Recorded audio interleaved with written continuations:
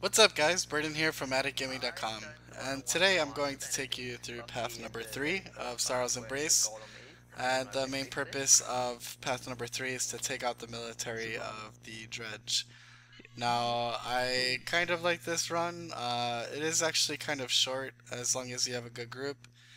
The boss fights are pretty good. I would just say they're about average. The boss fights aren't that great. I think the boss fights in the story mode or path number 1 were better, but it has some decent bosses in here, and although I think the last boss is somewhat anticlimactic because it's just a little too easy. They need to revamp this dungeon.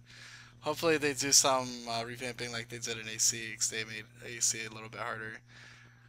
Anyway, so when you first get into the dungeon, you're going to cross the bridge, and then you are going to run into some dredge and a barricade.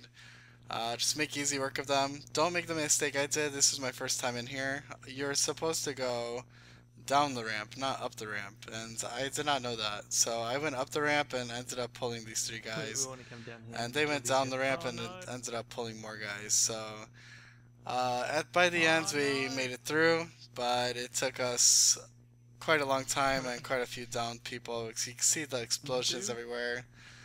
There's just, you have to move around a lot. It's hard to really DPS somebody, but we had the ranged DPS go back onto the bridge and kind of just DPS them from there while we were distracting them up here.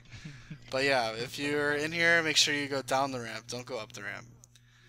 Okay, so here is the first boss of the dungeon of Path 3, and this boss is General Volkov. This boss basically does two different things. It has a very strong auto attack, and it has a very strong it stacks bleeds on you pretty badly. Another thing it does is it burrows, and the problem with the burrow is even if it's facing one direction, it might go another when it's underground. So you have to have your party really separated and really split up, just kind of spread apart, because if you're really spread apart, then you can really tell which direction he's going into, and as long as you know which direction he's going into or which person he's headed to, it's much easier to dodge it. I think he's coming to me right now, and you can see I'm able to dodge it because I know he's coming to me. So if you're in here, keep your party separated, just keep them, you know, just keep them away from each other so you know which one he's going for, then it's very easily avoidable. Other than that, you can see all the bleeds on me right now. That's kind of what his thing is. He hits hard and he stacks a lot of bleeds. Okay, so after Volkov, you'll kill a few ads that spawn. Then you can run down this tunnel and then you can jump down. This is actually our second time down because we were killing these spiders, and Dredge had a mortar up, so we ended up killing the mortar as well, but we all died. So when you kill these spiders, you actually want to drag them to the right so the mortar can't hit you, and you can kill the spiders, and then you can go and kill the Dredge right after that.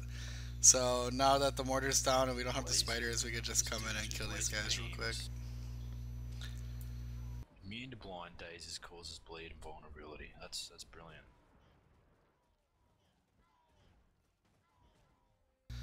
Okay guys, so before you deal with General Molradovich, run up that ramp and then you run to the right side. Then you can hop up these little wooden planks, and then you need to destroy this turret before you fight the boss, because this thing will tear you up.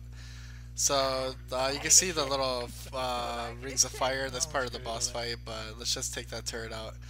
Now you can jump down and you can start pulling these ads that are near the boss. You can start pulling them back one by one, and it'll make it a lot easier for you when you're fighting the boss.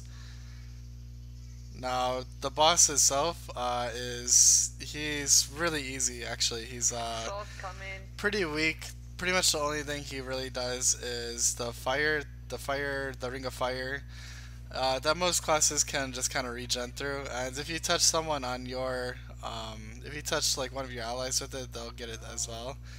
But you can see that there are these two geysers on each side, so if you can't heal through it, you can run through the geyser, and then you can remove the ring of fire on you. So that's pretty much it. That boss is pretty easy. Now this part, when you have to kill a few more ads, or you can even run past the ads. and then run up to the room where the where the armored carrier is, and you can start DPSing the armored carrier. Uh-oh. Now, it's not really necessary to kill the ads that come here. If you can help it, you can just have all your DPS zerg down this armored carrier, and then you can run out, and then you'll be okay. Which is what we ended up doing. We had a person or one or two people go down, but we were able to finish off the armored carrier. Jeez. Okay, guys, so here's the last fight in Sorrow's Embrace in path number 3. This is Destroyer of the Worlds, and Oh, that's he using that is new mod actually against very it a easy. lot. All he really does is he does a proximity AoE burn. So any melee I hate that's this next dude. to him will catch on fire, but his burn is pretty weak, so you Yeah, don't really very. have to worry about it too much. He will spawn ads as well, but the ads also usually die from AoE or they're pretty weak and they can pretty much be ignored. That's what we did. We just kind of ignored him and burnt this guy down. So that's kind of what I was saying earlier about this dungeon being a little anticlimactic because the boss is so easy. So I just kind of wish the boss was a little bit harder, a little more challenging, just a little more to it. So anyway, this has been Burden from AddictGaming.com.